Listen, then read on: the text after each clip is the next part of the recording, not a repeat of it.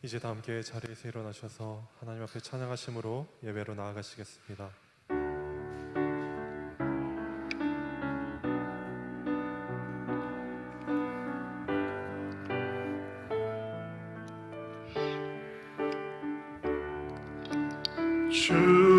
주님의 성령 지금 이곳에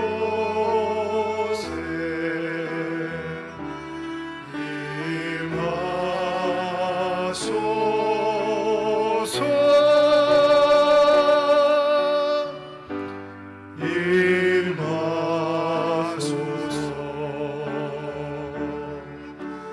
주님의 성령 지금 이곳에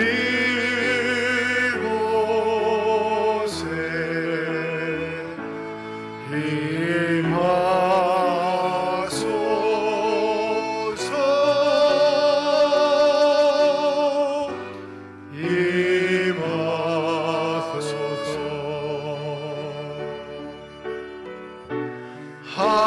할렐루야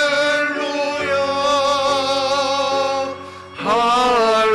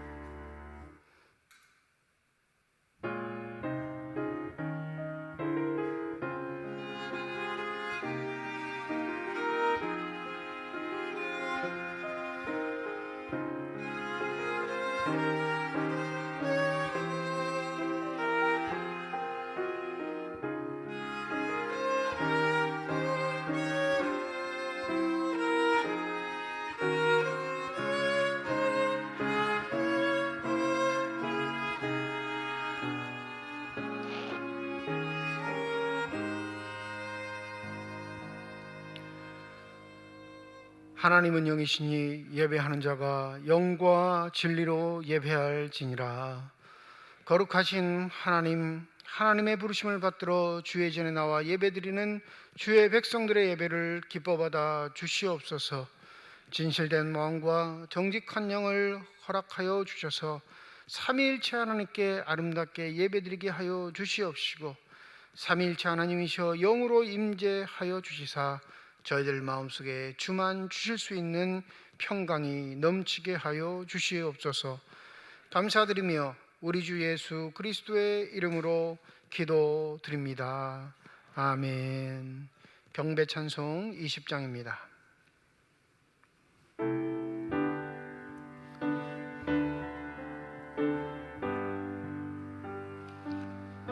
큰 영광 중에 계신 주 나 찬송합니다.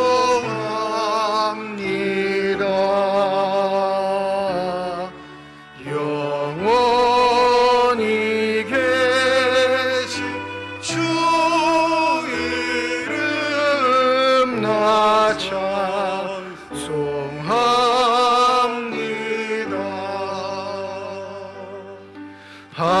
한없이 크신 능력을 나 찬송합니다. 참되고 믿고 그 언약 나 찬송합니다.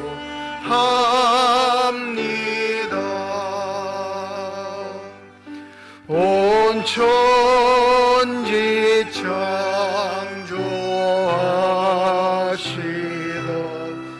그 말씀이 믿소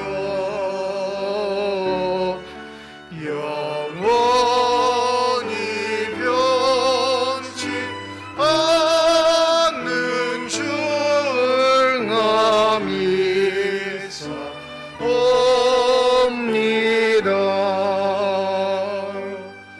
그 온유하신 주음소 날 불러주시고 그 품에 품어 주시니 나 찬송합니다.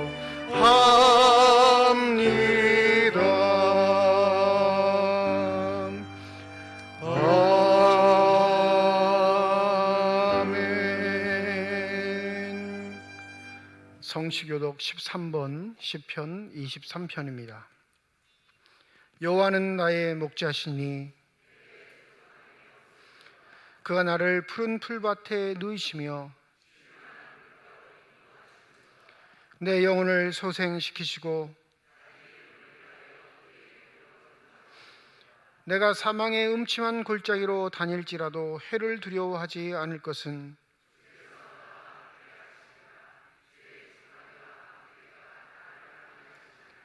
주께서 내 원수의 목전에서 내게 상을 차려주시고 내 평생의 선하심과 인자하심이 반드시 나를 따르니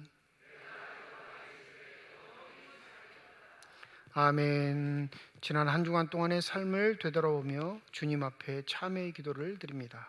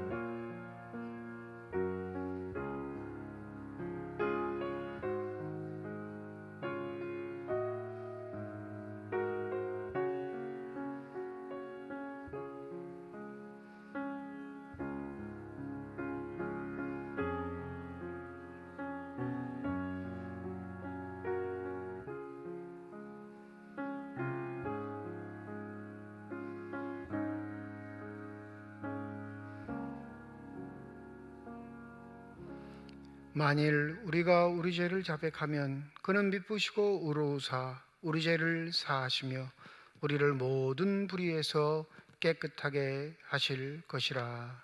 아멘. 나는 전능하신 아버지 하나님 천지의 창조주를 믿습니다. 나는 그의 유일하신 아들 우리 주 예수 그리스도를 믿습니다. 그는 성령으로 잉태되어 동정녀 마리아에게서 나시고 본디오 빌라도에게 고난을 받아 십자가에 못 박혀 죽으시고 장사된 지 사흘 만에 죽은 자 가운데서 다시 살아나셨으며 하늘에 오르시어 전능하신 아버지 하나님 우편에 앉아 계시다가 거기로부터 살아있는 자와 죽은 자를 심판하러 오십니다. 나는 성령을 믿으며 거룩한 공교회와 성도의 규제와 죄를 용서받는 것과 몸의 부활과 영생을 믿습니다. 아멘. 자리에 앉으셔서 456장 찬양드립니다.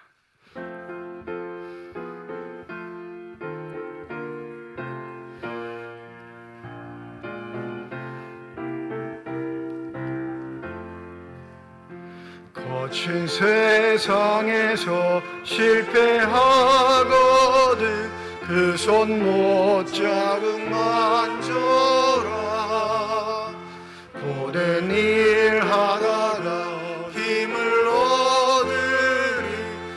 손 못자국 만져라 그 손 못자국 만져라 그 손 못자국 만져라 주가 널 지키며 인도하시리 그 손 못자국 만져라 내가 어둠 속을 걸어갈 때에 그 손 못자국 만져라 주가 참 평안을 내게 주시리 그 손 못자국 만져라 그 손 못자국 만져라 그 손 못자국 만져라 주가 널 지키며 인도하시리 그 손 못자국 만져라 내가 부활의 주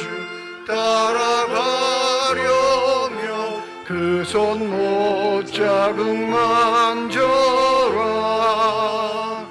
내가 주 안에서 길이 살리라 그 손 못자국 만져라 그 손 못자국 만져라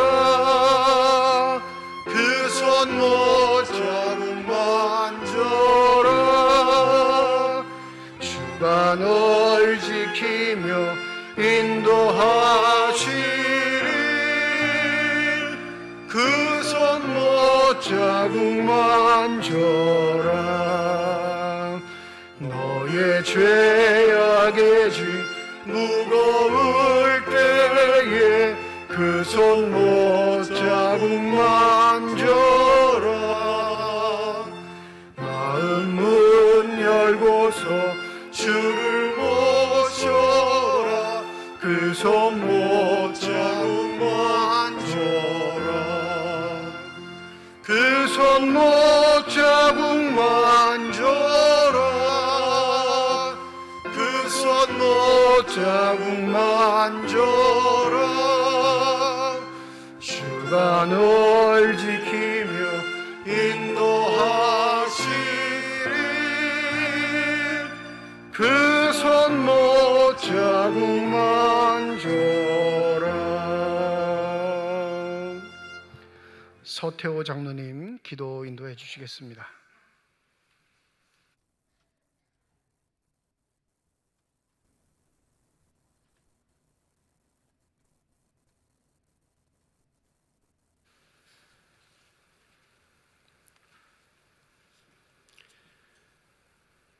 만군의 여호와가 이르노라 나는 내가 정한 날에 그들을 나의 특별한 소유로 삼을 것이요 또 사람이 자기를 섬기는 아들을 아낀 같이 내가 그들을 아끼리니 그때 너희가 돌아와서 의인과 악인을 분별하고 하나님을 섬기는 자와 섬기지 아니한 자를 분별하리라. 아멘. 들녘에 곡식들이 고개를 숙이고 주인의 추수하기만을 기다리는 이때에 낯을 들어 알곡과 가라지를 분별하듯이 가을을 맞은 우리들의 삶은 어떠한지요. 아버지 하나님, 지난 한 주간 동안 가을 특별 새벽기도회로 치료의 강선을 지려는 주제로 기도와 말씀 속에서 은혜의 시간을 갖게 됨을 하나님께 감사드리며 영광을 올려드립니다. 하나님의 소유가 된 우리는 택하신 족속이요 왕같은 제사장이라 했습니다. 하나님이 택하신 세워온 우리 모두에게 성령의 충만함과 풍성한 은혜로 진정 주님이 택한 백성으로 사명을 잘 감당하는 저희들이 되게 하여 주시옵소서. 아버지 하나님 간절히 구합니다. 고향과 형제를 떠나서 먼 곳, 말도 생김새도 닮은 것이 없는 곳에서 하나님의 증거하시는 선교사님들을 위해 기도합니다. 먼 이국 땅에서 이 삶을 생각합니다. 하나님 친히 붙잡아 주시고 보호하사 타국에서의 선교하시는 기쁨과 감사로 넘치는 온전히 하나님께 영광만 되는 삶의 터전이 되게 하여 주시옵소서. 더욱이 몽골에서 사역하시는 이동식 전 선교사님과 자녀들에게 성령 친히 임재하시어서 코로나로 인한 고통 중에 있사오니 하나님 병을 고쳐 주시옵소서. 깨끗하게 나와서 건강하며 선교하심에 힘겹지 아니하시도록 하나님 친히 역사하여 주시옵소서. 예배를 통하여 또한 새벽 기도로 언제나 시간을 정하여 기도하는 삼척중앙교회의 모든 성도들이 하나 되어 기도하오니 응답하사 건강하심에 언제나 변함없는 사역 감당하시는 선교사님 사역지가 되게 하여 주시옵소서. 하나님 아버지, 이곳에 주님의 전을 세우시고 73년의 긴 세월 동안 부흥되게 하시며 감사를 드립니다. 새롭게 등록하시는 새 신자들을 불러주시고 붙잡아 주시어서 믿음 안에 서게 하시고 다짐하여 주님께서 허락하신 세례식에 동참하려고 합니다. 많은 새 신자들에게 성령의 역사하심을 통하여 믿음으로 교육하여서 세례에 응할 수 있도록 하나님 초 역사하여 주시옵소서. 아버지 하나님, 병환과 고통 중에 있는 신음하며 간구하는 소리를 들어주시사 응답하여 주시옵소서. 함께 예배를 드리고 싶어도 하지 못하고 입 벌려 찬양도 못하시는 많은 성도들에게 하나님, 그들을 위하여 기도하는 저희들의 기도를 들어주시사 주님 피 흘리신 손으로 안수하셔서 깨끗하게 나음 얻는 역사 있게 하여 주시옵소서.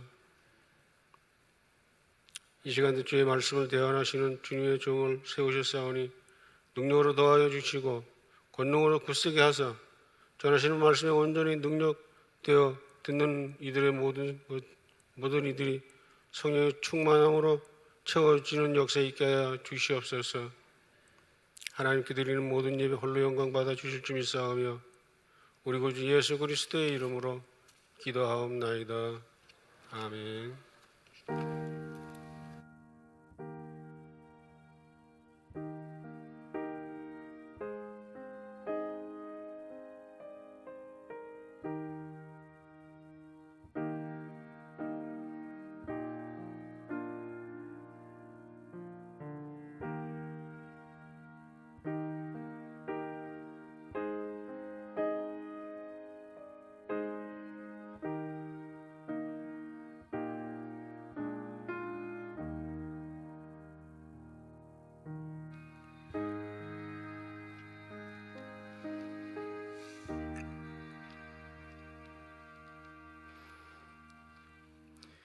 성령 강림 후 20번째 주일입니다. 우리에게 주신 하나님의 말씀은 신약성경 마가복음 10장 17절에서 22절까지의 말씀입니다.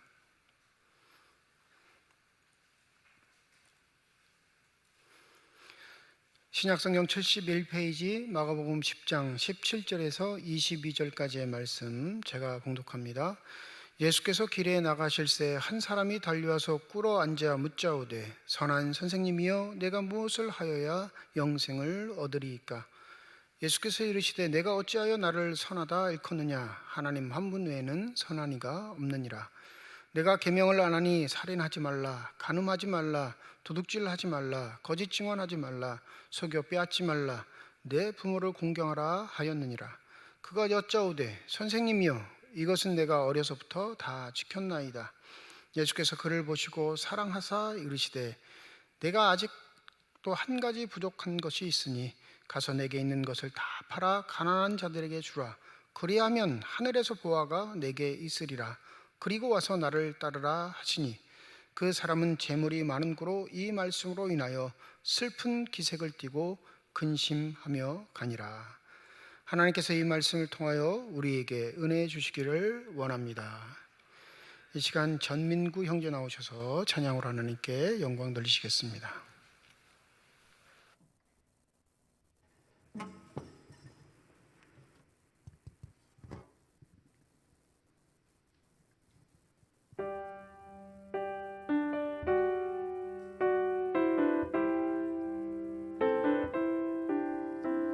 I thought I did what's right. I thought I had the answers. I thought I chose the surest road, but the Lord brought me here. So I put up a fight and told you how to help me. Now just when I have given up, the truth is coming clear. You know better than I. You know the way. I've let go, don't need to know why, for you know better than I.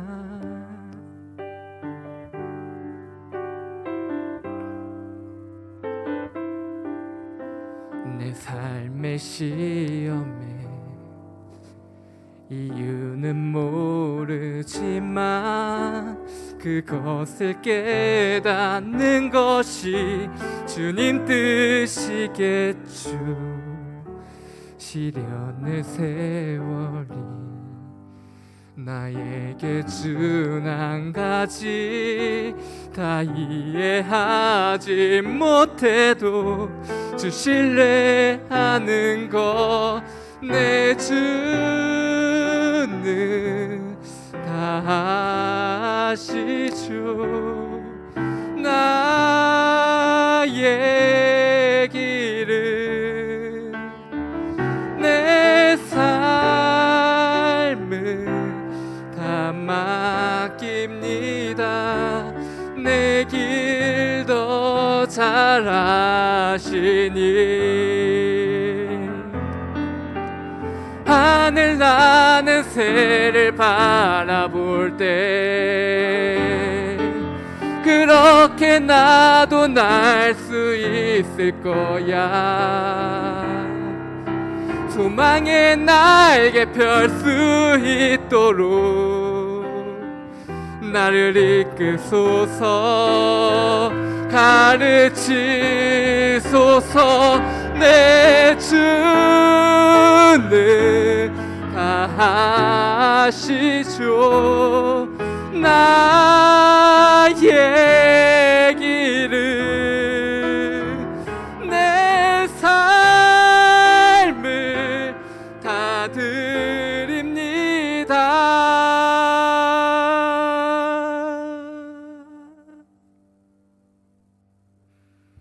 주님 말씀 따릅니다.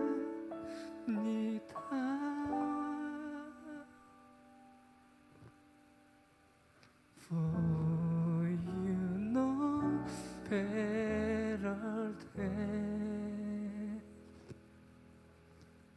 I.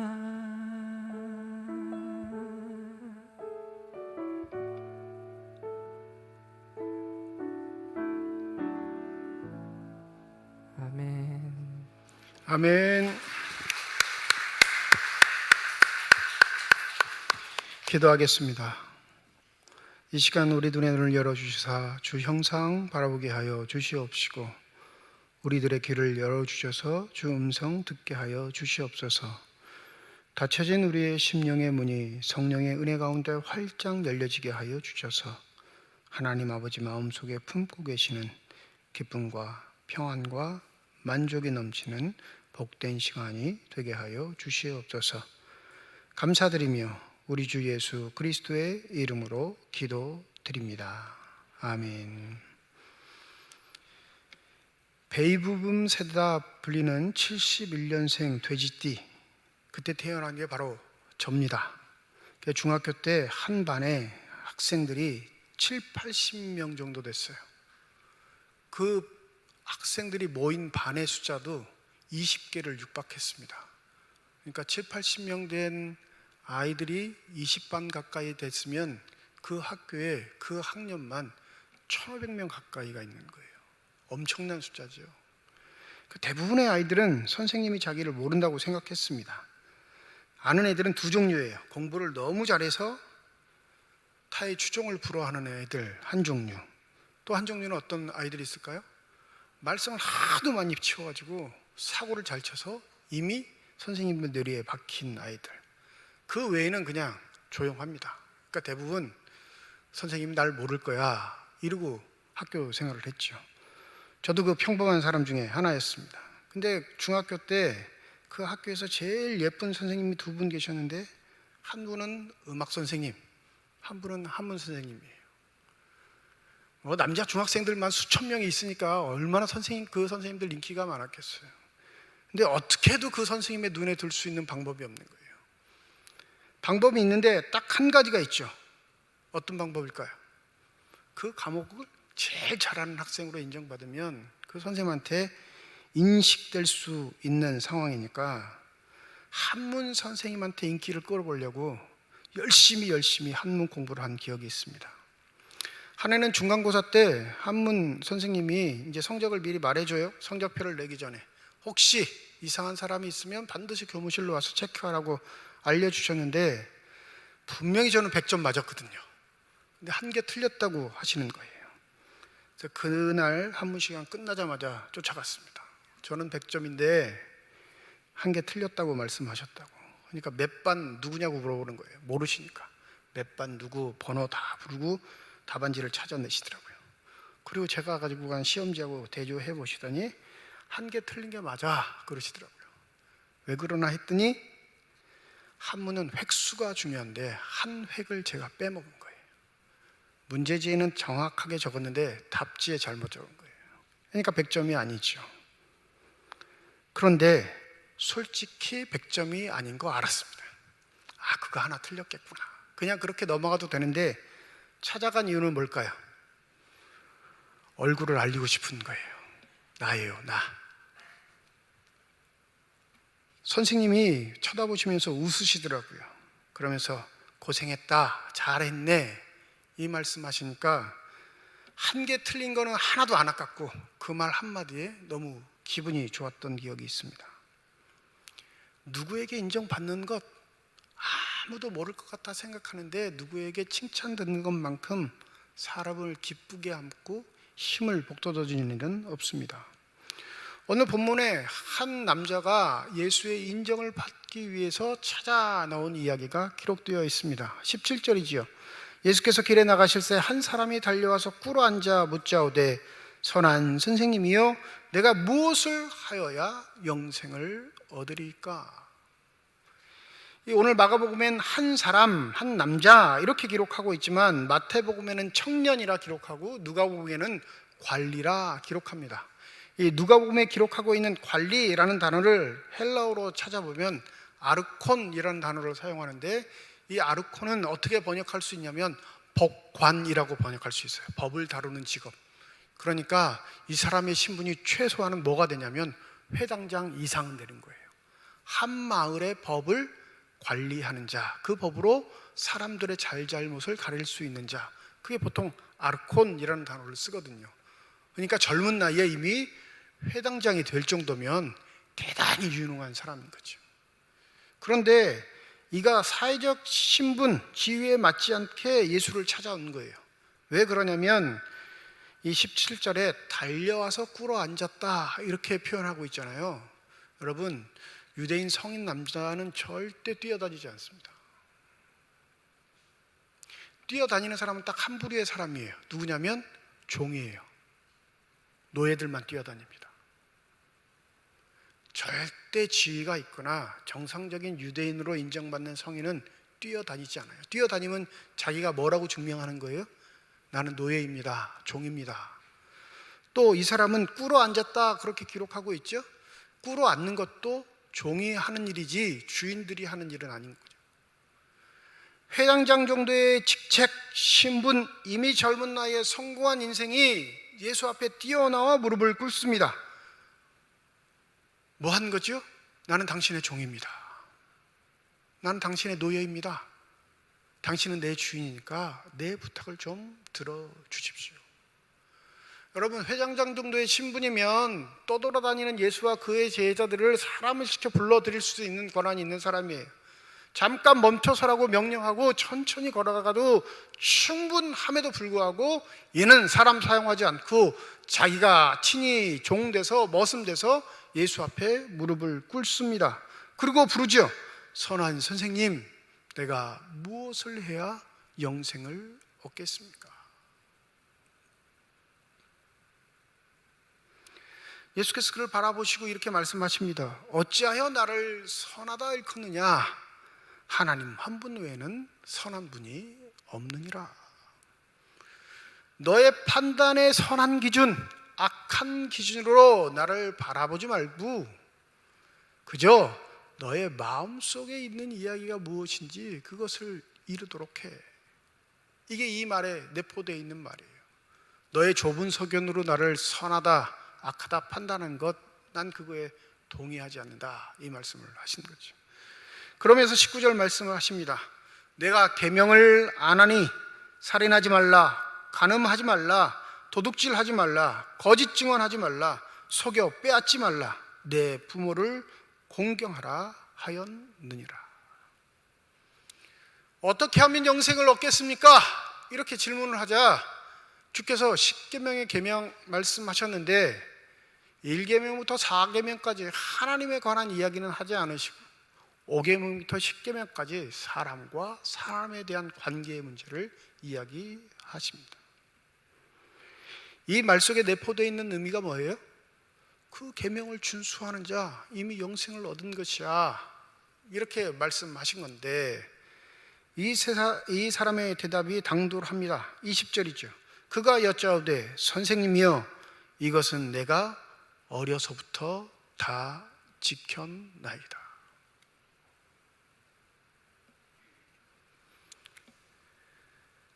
거짓말일까요? 참말일까요?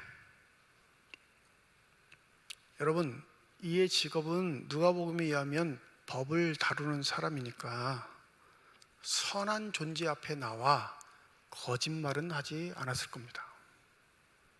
진실된 말이에요. 진짜 완벽한 사람인 거예요. 에이 목사님, 그 10계명을 다 지키고 사는 사람이 어디 있어요? 이렇게 말씀하실 테지만 자기 스스로 율법을 다 지켰다고 장담한 사람이 하나 있는데 그게 누구냐면 바울입니다. 바울은 빌립보서 3장에 자신의 과거의 이야기를 하면서 이렇게 말합니다. 나는 8일 만에 할례를 받고 이스라엘 족속이요 베냐민 지파요 히브리인 중에 히브리인이요 율법으로는 바리새인이요 열심으로는 교회를 박해하고 율법의 의로는 흠이 없는 자라. 율법에 흠이 없다는 건 율법을 다 지켰다는 거예요? 종종 못 지켰다는 거예요? 다 지켰다는 거예요. 근데 여러분, 이 고백이 대단히 중요한 이유는 예수를 만나기 전에 이 고백이면 자신의 판단, 의의 기준이 자신의 생각이어서 율법의 의를 다 지켰다 말할 수 있지만 이미 예수를 만난 이후에 예수의 사도로서 살아가는 바울이 율법을 다 지킨 의로운 자다 거짓말 할까요? 아니에요. 진실인 거예요. 진짜 다 지킨 거예요. 오늘 본문에 등장하는 이 한 사람, 마태복음에 의하면 청년, 누가복음에 의하면 관리, 회당장쯤 되는 이 사람도 진실로 이 10계명에 위배되지 않는 삶을 살았다 자신 있게 고백합니다. 여러분, 오늘 본문 말씀에 보면 19절에 속여 빼앗지 말라 이렇게 번역되어 있는데 원래 10계명은 뭐죠? 내 이웃의 것을 탐하지 말라. 거기에 부인도 포함되어 있죠. 내 이웃의 여자를. 근데 고스란히 그 말씀을 적지 않고 속여 빼앗지 말라라고 한 건 이때 당시의 사람들이 부를 축적함에 있어 남의 것들을 획책하는 일들이 있었던 거예요. 속여서 자신의 부를 늘리는 일에 혈안이 되어 있던 사회였기에 예수께서 그 계명을 바꿔서 속여서 빼앗지 마 이렇게 말한 거죠. 오늘 22절에 보면 그 사람은 재물이 많았다 이렇게 기록합니다. 젊은 나이에 재물이 많은 성공한 인생이 됐는데 10계명을 다 지켰다면 속여 빼앗지 않았다면 어떻게 번 거예요? 정직하게 땀 흘려서 번 겁니다. 그러니 예수 앞에 나오기 전에도 이미 사람들에게 평판도 좋고 인정도 받고 완벽한 유대인 성인 남자로 살아가고 있는 자였습니다. 그런데 그가 무엇이 부족해서, 무엇이 불만스러워서 그 성공한 인생이 예수 앞에 달려나와 무릎을 꿇고 간구하고 있는 걸까요? 두 가지 생각을 해볼 수 있습니다. 하나, 자신이 가장 고상하다고 여기는, 가장 선하다고 여기는 그 예수 앞에 인정받고 싶은 욕구. 사람들의 인정은 다 받았으니, 내가 사는 지역에서는 이미 월등한 사람으로 인정받고 있으니 가장 아름답고 고상하다고 여기는 그 인물에게 인정받는다면 더할 나위 없겠다라고 생각하는 게 한 가지고요. 두 번째는 마음의 소리입니다. 끊임없는 사람들의 칭찬, 인정에도 그의 마음은 뭔가 허전했을 것입니다. 하나님이 주신 율법을 다 정직하게 준행하고 그 율법대로 살아가는 경건한 유대인이었음에도 불구하고 그의 마음속에 무언가 해결하지 못한 허전함이 있었던 거예요. 그 마음의 소리를 무시할 수가 없었던 것입니다. 여러분, 경건한 유대인의 3대 지표가 있는데 반드시 이 세 가지를 행해야 그는 경건한 유대인으로 인정받습니다. 첫 번째가 뭐냐면 기도입니다. 하루에 3번씩 성전을 찾아 기도하는 일에 최선을 다해야 합니다. 이게 첫 번째 기준이에요. 두 번째는 금식을 하는 자이어야 합니다. 자신에게 주어진 것을 절제하며 살아갈 수 있는 자. 마지막 세 번째가 뭘까요? 구제하는 자입니다. 인색해서는 하나님 앞에 인정받지 못하기에 늘 끊임없이 나누고 베풀고 자신에게 도움을 청하는 사람을 거절하지 않는 자가 경건한 유대인의 3대 지표입니다. 그러니 이는 그 경건성을 다 지닌 사람이었습니다. 그러니 사람들에게 인정받죠. 그러함에도 불구하고 그는 내면의 소리에 주 앞에 나오게 됐을 것입니다. 성경은 기록하고 있지 않아요. 예수 앞에 인정받기 위해서 나왔는지 아니면 내면의 소리 때문에 나오게 됐는지. 우리는 종종 우리가 이루지 못한 것, 부족한 것 때문에 내면의 소리를 듣습니다. 부유하지 못했기에 부유한 것이 나의 내면의 소리가 될 때가 있어요. 부자로 살았으면, 돈만 조금만 더 있으면, 건강이 나빠졌는데 건강만 해진다면, 내 자녀들이 저렇게 안 될 줄 몰랐는데 조금이라도 좀 풀릴 수 있다면, 무조건 무엇인가 부족하기에 우리의 내면의 소리에 귀 기울이는 게 우리의 인생의 태도입니다. 근데 놀랍게 그 내면의 소리를 우리 스스로 제대로 알아듣지 못하고 속는 인생을 사는 사람들이 많습니다. 여러분은 하나님이 우리를 창조하셨다 믿으십니까? 믿음으로 고백하십니까?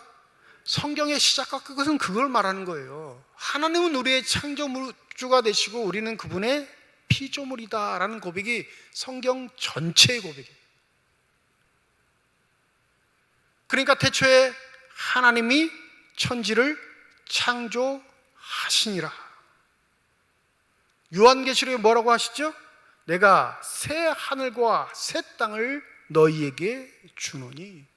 새로운 창조주로서 새로운 창조물이 된 우리와 함께 살아갈 수 있는 길을 열어주셨다 선언하는 게 계시록인 거예요. 피조물인 우리는 하나님의 형상을 받아 창조되었기에 영적으로 민감할 수밖에 없습니다. 즉 영적인 소리에 귀 기울일 수밖에 없게 하나님이 우리를 창조하셨다라는 거죠. 아무리 사람에게 인정받고 떵떵거리며 살고 부족함이 없는 사람의 인생일지라도 그가 정직하다면 반드시 내면 속에 불러일으켜지는 영혼의 문제, 영생의 문제, 구원의 문제를 외면할 수 없는 겁니다. 이게 골치 아프고 싫으니까 사람들이 방종하는 거예요. 다른 즐거움을 찾는 겁니다. 여러분, 내면의 소리는 언제든지 뭘 우리에게 요구하냐면 내가 살아 있느냐 이걸 묻는 거예요. 여러분, 삶의 시간 속에 왜 행복하길 원하시나요? 왜 기뻐하길 원하세요? 여러분, 그 행복의 순간, 기쁨의 순간 내가 살아있다고 느끼니까 그 행복과 기쁨을 자꾸 찾는 거예요. 그런데 영적인 소리를 외면하는 사람, 내면적인 것을 외면하는 사람은 어떤 함정에 빠지냐면 자꾸 그 살아있음을 느끼고자 더 구렁텅이에 빠져 들어가는 겁니다. 마약을 하는 사람하고 똑같은 거예요. 무엇인가 중독된 사람하고 똑같은 거예요. 처음에는 하나 가지고 만족했는데, 하나만 있어도 살아있음을 느꼈는데 하나 가지고 안 되니까 어떻게 해요? 2개 가져야 돼요. 2개 가져보니까 이제 기쁨이 없어요. 그게 몇 개 가져야 돼요? 3개 가져야 됩니다. 그러니까 내가 살아있음을 느끼고자 자꾸 무엇인가 탐하는 어리석은 인생이 된 것이죠. 부족하니까 기쁘지 않다 생각하는 거예요. 모자르니까 내 삶이 행복이 아니라 여기는 겁니다. 예수께서 이 사람을 바라보십니다. 21절이지요. 그를 보시고 사랑하사 이르시되. 여러분, 이 청년의 호기로움을 여러분 기억하셔야 합니다. 하나님의 아들이신 분이 계명을 지키라 말했더니 쉬지도 않고 뭐라고 대답했어요? 내가 어려서부터 다 지켰나이다. 당당해요. 예수께서 그를 보시고 사랑하사라고 기억하고 있어요. 여기 보셨다라는 이 동사를 주목하셔야 되는데, 성경에 보다라는 헬라어 동사는 블레포입니다. 블레포라는 동사를 써요. 그냥 보다, 사람이 보다, 무엇인가 보다. 근데 여기 앞에 접두어 매라는 단어를 붙이면 매 블레포가 되면 샅샅이 주목하여 보다라고 해석할 수 있습니다. 그냥 건성으로 보는 게 아니라요, 내면을 꿰뚫어 보듯이 샅샅이 볼 때 이 동사를 사용합니다. 여러분 보세요, 분위기를. 나 어릴 적부터 다 지켰습니다. 그런데 주님이 그를 뚫어지게 쳐다보세요. 무서울까요? 안 무서울까요? 그런데 그 뚫어지게 쳐다보는 모습의 본심은 뭐라 기록하고 있냐면 사랑하셨다, 인정하신 거예요. 뚫어지게 쳐다보고 그의 말이 거짓이었으면 호통이 떨어졌을 텐데 뚫어지게 쳐다보시고 뭐 하셨다고 기록해요? 사랑하사 이르시되. 그래, 참 정직하구나. 참 모든 사람이 칭찬할 만큼 잘 살았구나. 정말 대단하구나. 이 마음의 표현이 뭐라고 표현된 거예요? 사랑하사. 근데 여러분 기억하세요. 한 개인을 두고 예수께서 사랑하다라는 동사를 쓴 건 이 본문이 복음서에서 유일합니다. 한 개인을 두고 사랑하사라는 동사를 쓴 건 유일해요. 그만큼 그의 삶은 진정성이 있었던 겁니다. 근데 뭐라고 하시죠? 내게 아직도 한 가지 부족한 것이 있으니 가서 내게 있는 것을 다 팔아 가난한 자들에게 주라. 그리하면 하늘에서 보화가 내게 있으리라. 그리고 와서 나를 따르라 하시니. 몇 가지가 부족하대요? 한 가지요.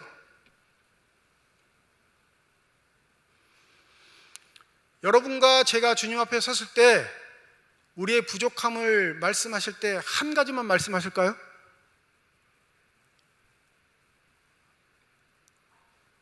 수를 셀 만큼 부족한 게 많을 거예요. 이 세상에 존재하는 수만큼 우리는 주님 앞에 늘 언제나 머리 들 수 없는 자일 겁니다. 근데 주님은 이 청년에게, 이 남자에게 뭐라고 하셔요? 내게 한 가지 부족한 것이 있어. 정직하게 잘 살았어. 열심을 다해 살았지. 충성했지. 그래서 너가 하나님 앞에 복을 얻어 재물을 가진 사람이 되었는데 한 가지 부족한 게 있는데 가서 그 재물을 다 팔아 가난한 자들에게 나눠주라. 그리고 나를 따르는 자가 되라 말씀하십니다.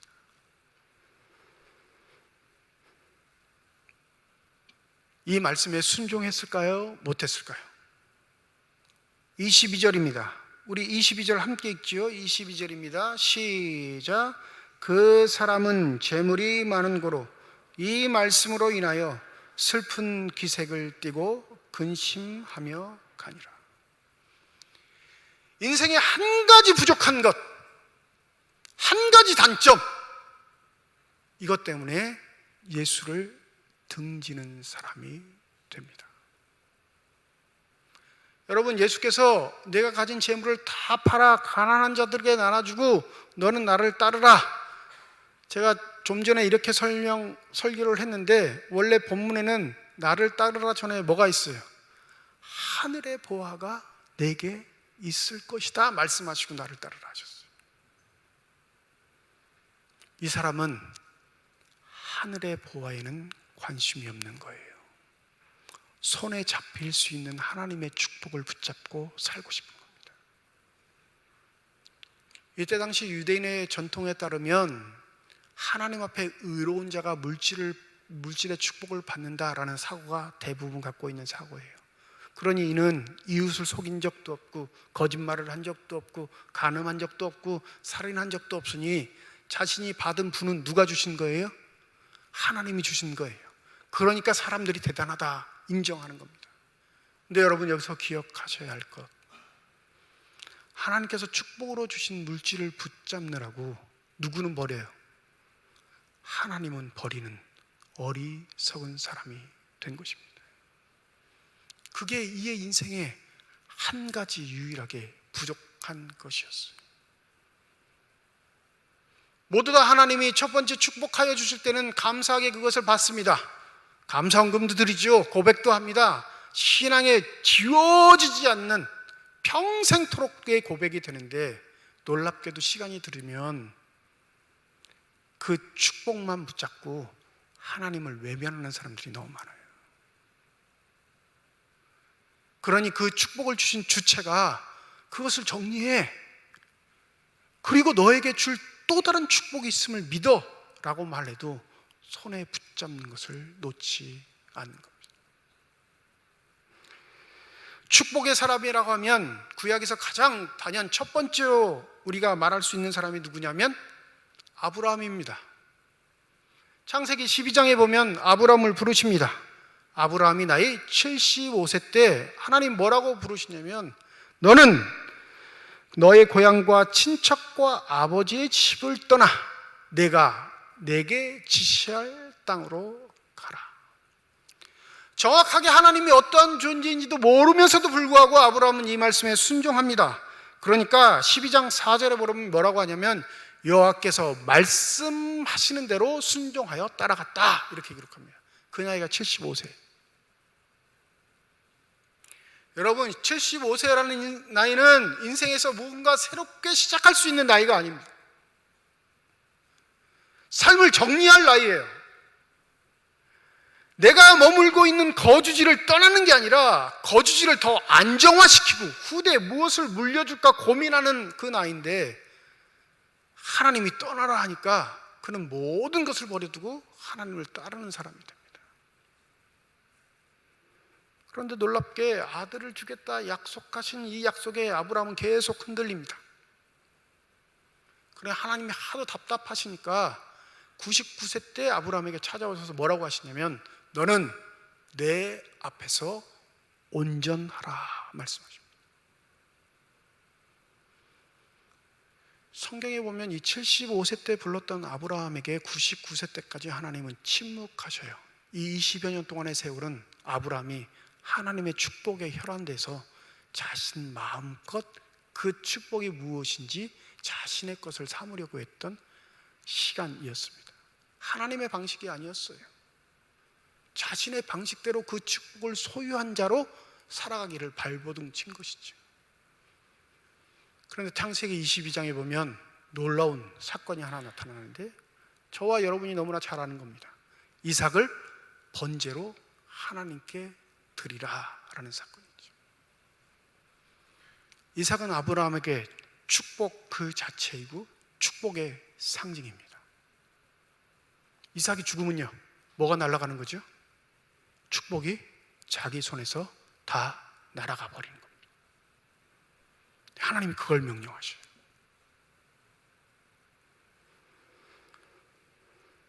어떻게 되는지 다 아시죠? 창세기 22장 12절입니다. 사자가 이르되 그 아이에게 내 손을 대지 말라, 그에게 아무 일도 하지 말라. 내가 내 아들 내 독자까지도 내게 아끼지 아니하였으니 내가 이제야 내 하나님을 경외하는 줄을 아노라.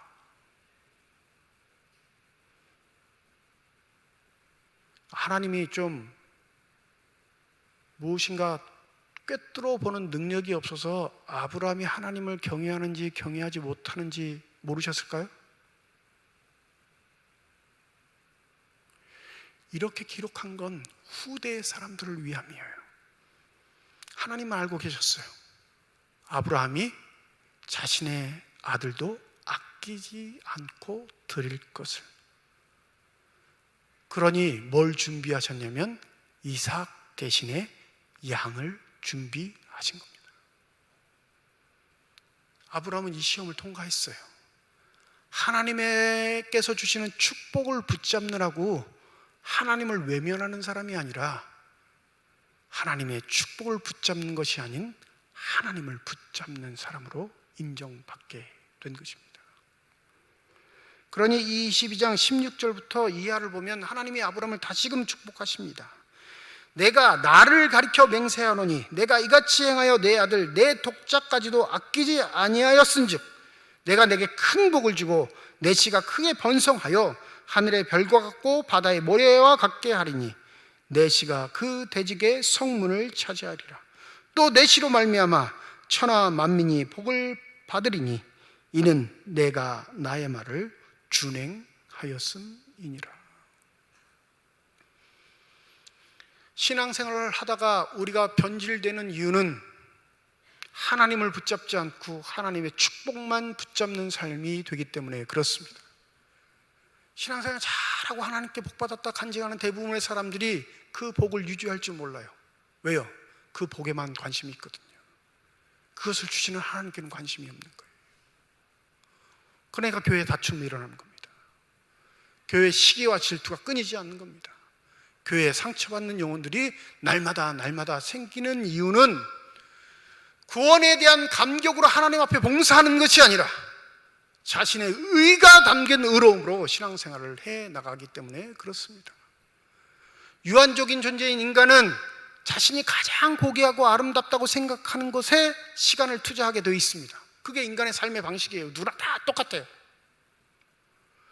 자녀들이 오락만 한다고 여러 부모님들 많이 걱정하고 하시는데 시간의 비율을 따져보세요. 오락만 하고 있는지 학교를 다니는지 학원을 다니는지. 자신이 쏟는 객관적인 시간이 자신의 마음의 첫 번째인 거예요. 그게 유한한 인간의 대표적인 삶의 모습입니다. 여러분 무엇에 시간을 쏟고 계십니까? 무엇에 시간을 들이고 계셔요?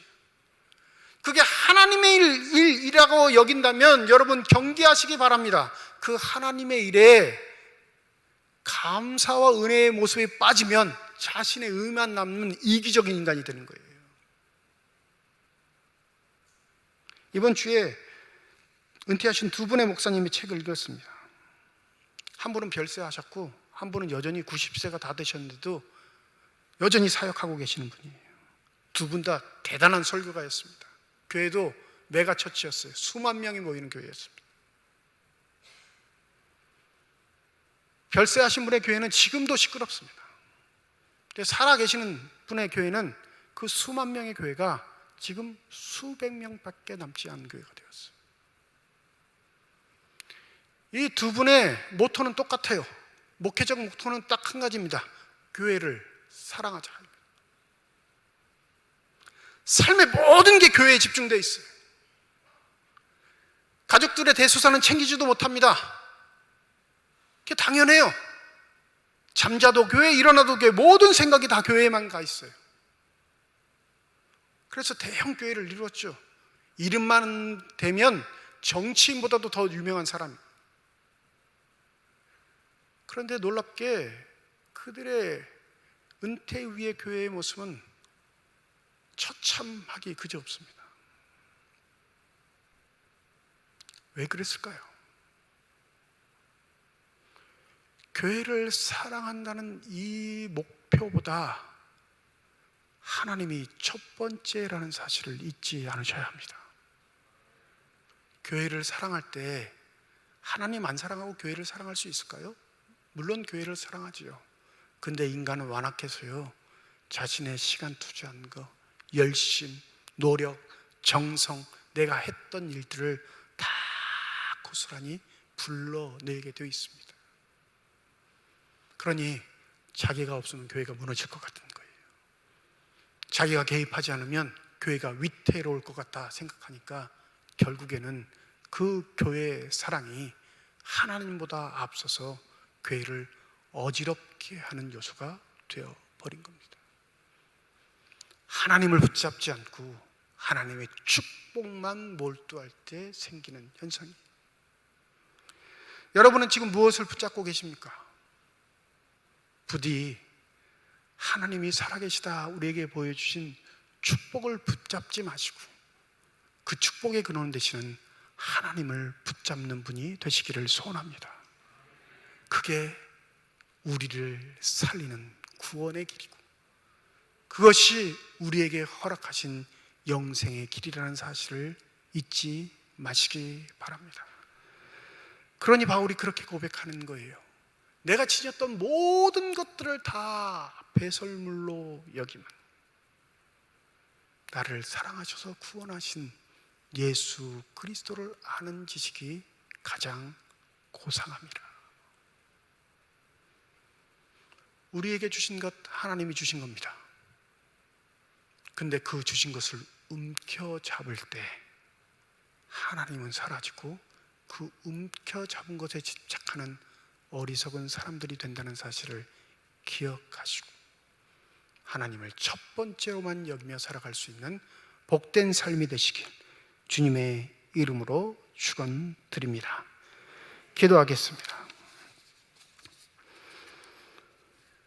과연 우리는 본문에 등장하는 한 남자 청년처럼 내면의 소리에 정직한 사람들인가요?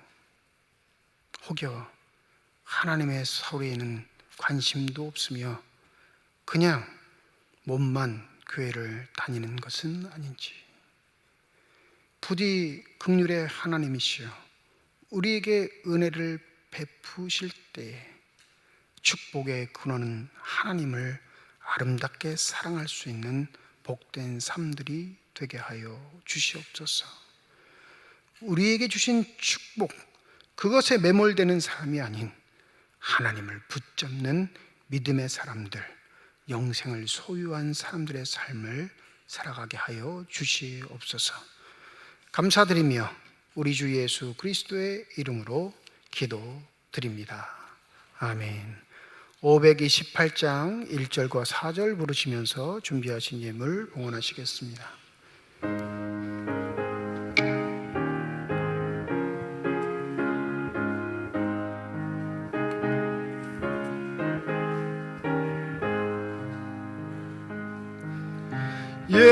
예수가 우리를 부르는 소리 금성 부드러워 문 앞에 나와서 사면을 보며 우리를 기다리네. 오라 오라 방황치 말고 오라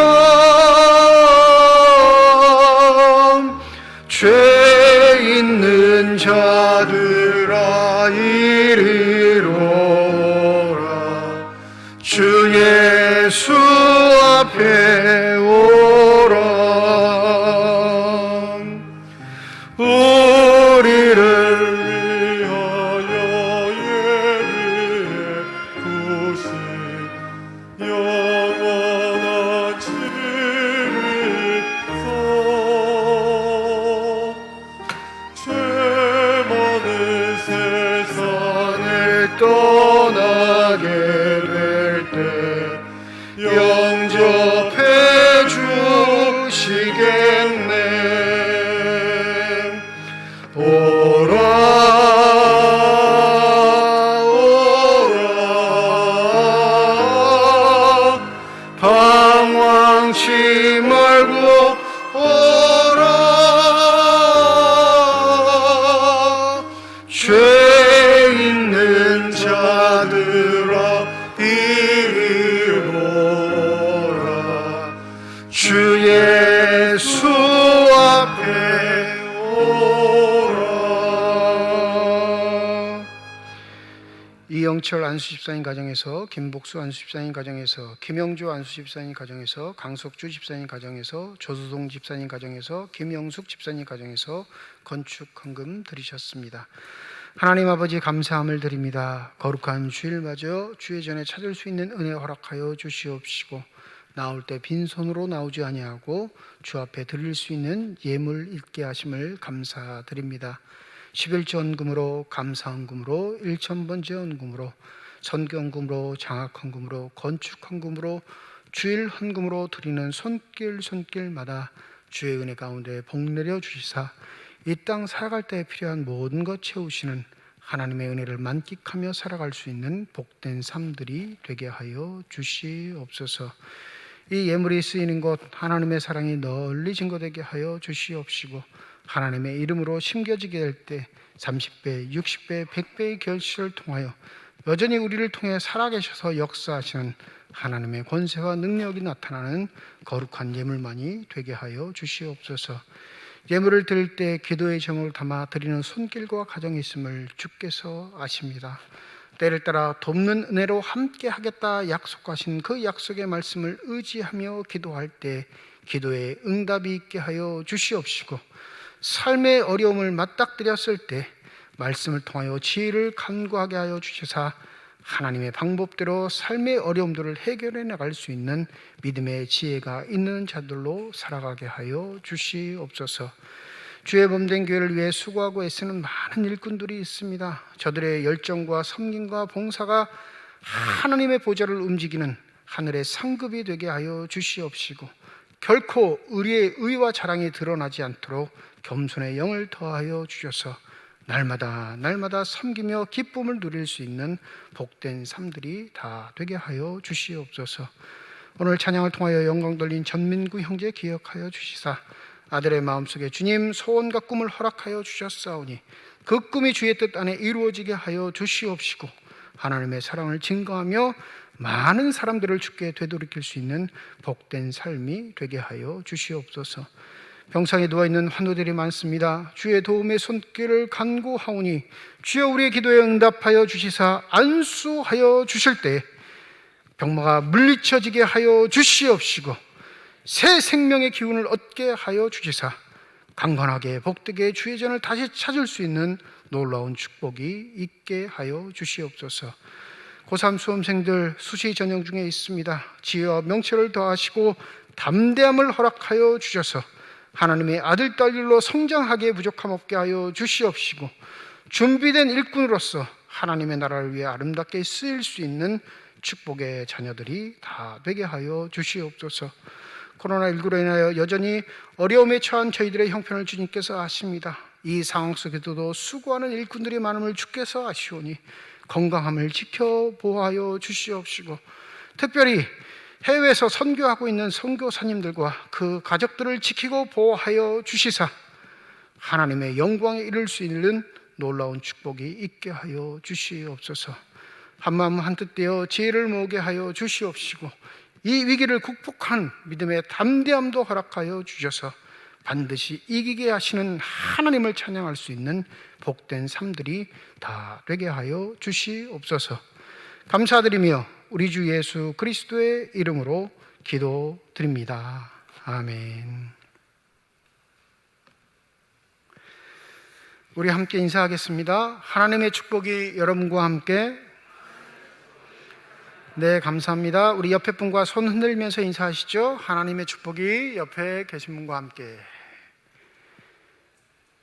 네, 오늘 우리 교회 등록해 주신 분이 계십니다. 자진해서 등록해 주셨는데 신희형 씨, 잠시 자리에서 좀 일어나 주실까요? 네, 저기 3층에 계시네요. 우리 박수로 환영하도록 하겠습니다. 네, 감사합니다. 자리에 앉아주세요. 네, 신앙생활 잘 할 수 있도록 여러분이 기도해 주시고 또 함께 협력해 주시면 감사하겠습니다. 다음 주일 예배는 1부, 2부 예배로 모일 수 있는 인원은 100명까지입니다. 그러나 백신을 2차까지 다 접종하신 분들은 해당 사항이 없으시니까 접종하신 분들은 예배에 참석하셔도 되겠습니다. 주중 예배도 새벽 기도회, 수요 예배에 100명까지 참석 가능하고 교회 학교는 부서별로 20%까지 참석이 가능합니다. 자녀를 두신 분들 우리 각 부서 잘 긴밀하게 연락하셔서 우리 자녀들 예배 잘 참석할 수 있도록 협력해 주시면 감사하겠습니다. 다음 주일 2부 예배 후에 정기 당회로 모이도록 하겠습니다. 세례 입교자 교육 첫 번째, 오늘 2부 예배 후에 지하 회의실에서 모이겠습니다. 4번의 교육을 받으시고 문답까지 통과하셔야 세례 입교를 하실 수 있으니까 신청하신 분들은 꼭 교육에 참석하셔야 합니다. 지하에 내려가시면 예전에는 개인 기도실이라 이렇게 붙여놨는데 새롭게 회의실로 꾸몄습니다. 그러니까 거기서 교육 받으시고 잘 하실 수 있도록 부탁을 드립니다. 우리 1층에 영유아 교육을 위한 놀이공간 공사를 지난주에 했는데 지난주에 다 완공이 됐습니다. 한번 예배 끝나고 둘러보시고 완벽하게 다 정비된 건 아니지만 이제 TV도 달아야 하고 방송 설치도 좀 하긴 해야 되는데 우리 영유아를 둔 부모님들을 위해서 쉴 수도 있는 공간, 또 그 아이들을 교육할 수 있는 공간도 이렇게 준비하게 됐습니다. 수유실도 있고요. 아이들 기저귀 갈 수 있는 공간도 따로 마련되어 있습니다. 그러니까 영유아 데리고 예배드리러 오신 분들은 그곳에서 자유롭게 예배도 들으시고 활용하시면 되겠습니다. 이동식 문결 선교사님과 그 자녀들 코로나 확진 치료를 위해서 교회에서 200만 원을 지원하기로 했습니다. 그래서 잘 극복해 내시기를, 또 사명 잘 감당하시길 위해서 우리가 조금이나마 힘을 보태기로 했습니다. 여러분 함께 기도해 주시면 감사하겠습니다. 여전도의 연합회에서 새우젓을 판매합니다. 구역별로 신청해 주시고 우리 김현옥 권사님, 최상준 권사님께 신청해 주시면 가격은 25,000원이고요 10월 24일 주일날 나누어 드립니다.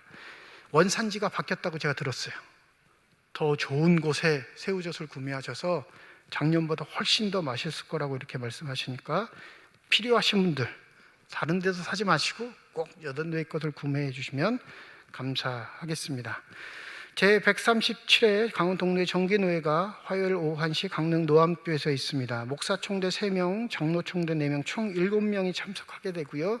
코로나19로 인하여서 언권회원 장로님들이 저희 교회 3분이 더 계시는데 언권회원들은 참석하지는 않습니다. 이번 노회 때 저희가 청원 사항이 있는데 장로 선거 5인을 청원합니다. 청원이 허락되면 다시 한번 보고를 드릴 테니까 여러분 그렇게 하시고 노회가 하나님의 은혜 가운데 잘 진행될 수 있도록 함께 기도해 주시면 감사하겠습니다. 또 감사할 일은 김복수 안수 집사님 자녀 결혼 감사하여 강단장식 준비해 주셨습니다. 결혼한 자녀 앞길 위해, 가정 위에 하나님의 축복이 늘 함께 하시길 주님의 이름으로 축원드립니다. 이제 다 함께 자리에 일어나셔서 결단 찬양 하나님께 드리겠습니다.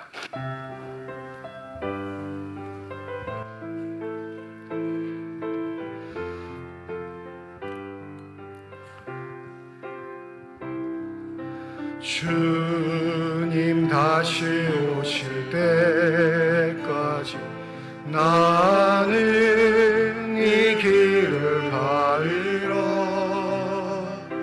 좁은 문 좁은 길 나의 십자가 지고 나의 가는 길 끝에서 나는 주님을 보리라. 영광의 내 주님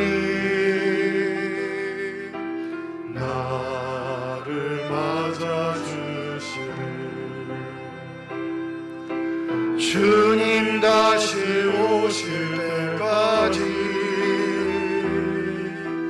나는 일어나 달려가리라. 주의 영광 온 땅 덮을 때 나는 일어나 노래하리. 내 사모하는 주님 온 세상 구주시라. 내 사모하는 주님 영광의 왕이시라.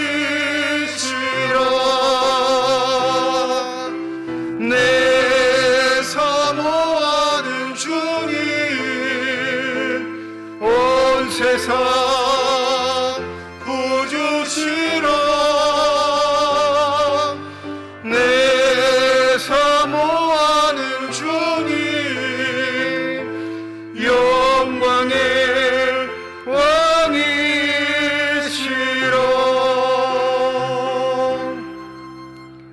이제는 우리 주 예수 그리스도의 은혜와 하나님의 사랑과 성령의 교통하시고 내주하시고 역사하시고 충만하심이 오늘 새 가족으로 등록한 신희영 씨 위에와 주의 말씀을 마음에 새기고 하나님을 첫 번째로 붙잡고 아름답게 살아가기를 소원하는 주님의 거룩한 자녀들, 이들의 가정과 일터와 앞길 위에 이제로부터 영원토록 함께 하시기를 간절히 축원하옵나이다.